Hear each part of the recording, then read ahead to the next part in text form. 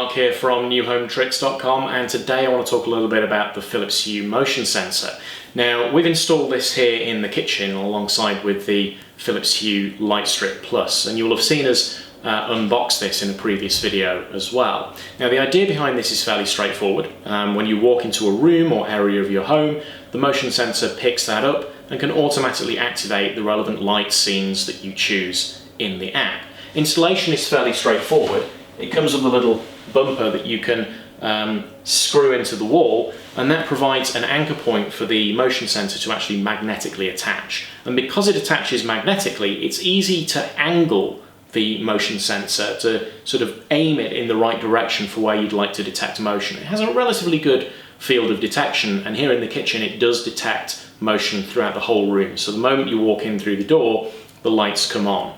Now this attaches magnetically, it's battery powered. A battery was pre-installed from the factory. There was just a little film that you have to remove in order to activate the device. And once done, you can then detect it as an accessory inside the Philips Hue app. Now, Philips have thought of a few different things that you might want with this device, because there might be certain conditions in which you don't want motion sensing to trigger the lights. You might want different lighting to come on at different times of the day. So to show you what's available, I'm going to switch now to screen view and just show you some of the settings that are available in the app.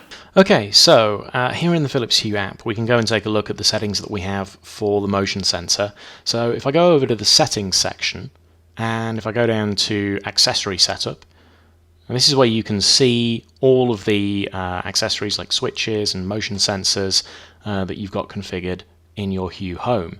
It's also where you can add new accessories. So adding the motion sensor was fairly straightforward. You just press the plus button in the bottom right hand corner of the app, and then you tap on the Hue Motion Sensor and it gives you the instructions as to how to proceed through.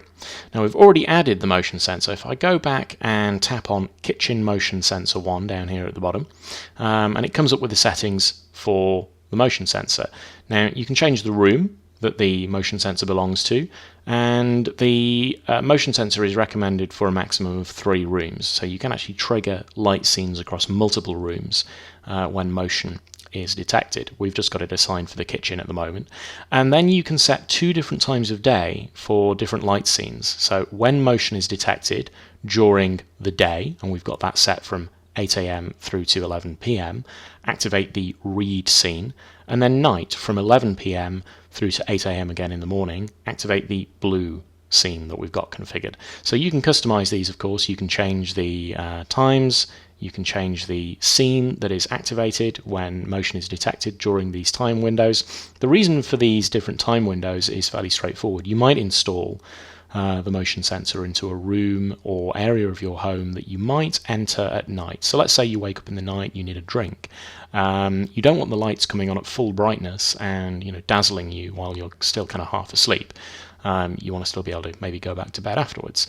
Whereas during the day when motion is detected, you might want a brighter light to come on. So you can set custom scenes for different times of the day for that reason.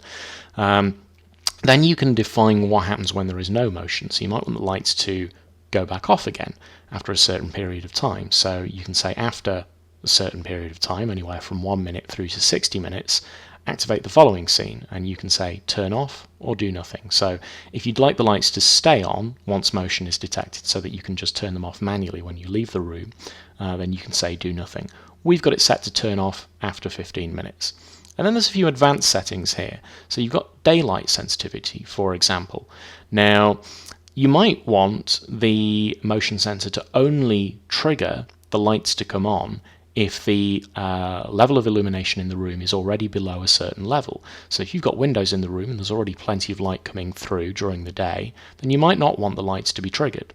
Whereas in the evening, when the light starts to fade, when it starts to go, you might want the lights to activate under those circumstances. And you can adjust the slider here to change how sensitive the motion sensor is to the existing level of daylight in the room, to adjust that accordingly. And then you've also got motion sensitivity. So if I tap on that, it starts up the motion sensitivity detection. You can set low, medium or high for motion sensitivity detection.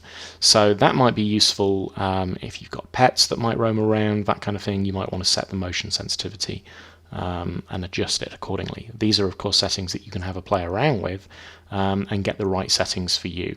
So that's just a brief overview of the kind of settings that you have available to you in the Philips Hue app. Okay, so that's a quick tour through some of the settings that are available for the Philips Hue Motion Sensor, and hopefully that'll give you a better idea of how that operates. There are other things that you can do with the motion sensor if you dive into Philips Hue Labs, and I might explore those in a future video and article. There's various different things that Philips have also thought of since they shipped the product, of different settings and different modes of operation that you might want with the motion sensor, and they've been busy exploring those in Hue Labs, and those features may well make it to the main app in the fullness of time. But for now, hopefully that'll give you a good idea of some of the settings and features that are available with the motion sensor. As always, I've written up a companion blog post to go with this video. If you want to find that, have a look in the description for the link, or have a look at the website, newhometricks.com. In the meantime, thanks for watching. Don't forget to like and subscribe.